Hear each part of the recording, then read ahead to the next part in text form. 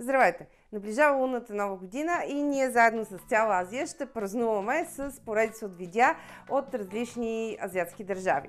Днешното ни предложение е пиле с лимони, което има китайски корени и ние леко сме го приспособили по нашия си вкус. Надяваме се да ви е интересно. Затова останете с нас. Започваме! Първо ни трябва да настържим кората на един лимон. Най-добре е да не настъргвате, а да я направите на такива ивички.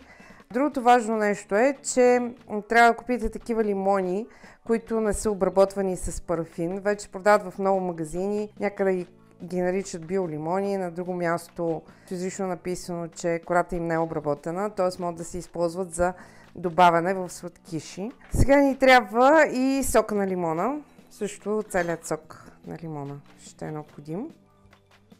Прецеждам го, за да не попадат вътре семките.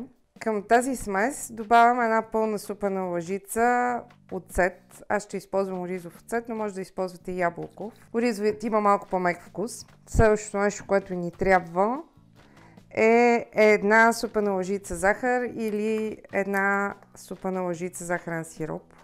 2 чайни лъжици мед. Разбъркайте тази смес много добре и оставете настрани. И се захващаме с пилето. Ще използваме около 400 грама пилешки гърди и трябва да ги нарежем на фини резени. Ето по този начин. И след това съвсем лекичко ще ги начукаме с ножа. И ги слагате в една купа. И така процедираме с цялото пилешко филе. Сега трябва да мариноваме пилето. Първо слагаме една пълна супена лъжица бяло вино, една чайна лъжичка сол, приблизително половин чайна лъжица черен пипер, една препълнена чайна лъжица нишесте и едно яйце. Сега трябва много добре да го объркаме. Както виждате, виното веднага започва да готви пилето. А и го нарязахме на изключително финни парченца.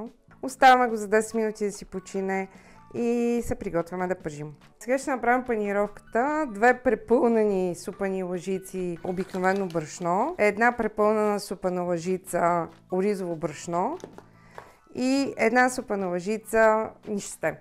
Това ще ни бъде панировката, в която ще панираме нашето пиле. Аз добавям задължително и една щипка сол, тъй като не обичам панировката да няма вкус. Смесете добре трите вида брашно. Ако нямате оризово брашно, просто сложете само обикновено брашно с малко нишесте. Всяко едно от парченцата потопете в панировката, изтупайте и сложете на чиния, така че да са ви готови да ги слагате в тигана. За да изпържите добре филенцата, трябва да загреете олиото до 200 градуса. Аз го проверявам с термометър, защото не знам как мога да се ориентирам по друг начин. И ги поставям вътре. Така ще бъдете сигурни, че месото няма да поеме мазнина. За да станат истински хрупкави, ги пържим 2 пъти. Вадиме ги в една цетка да се изцеди излишната мазнина. Оставаме ги за 2-3 минути, докато сложим следващата партида. И след това ще ги върнем, за да ги доизпържим.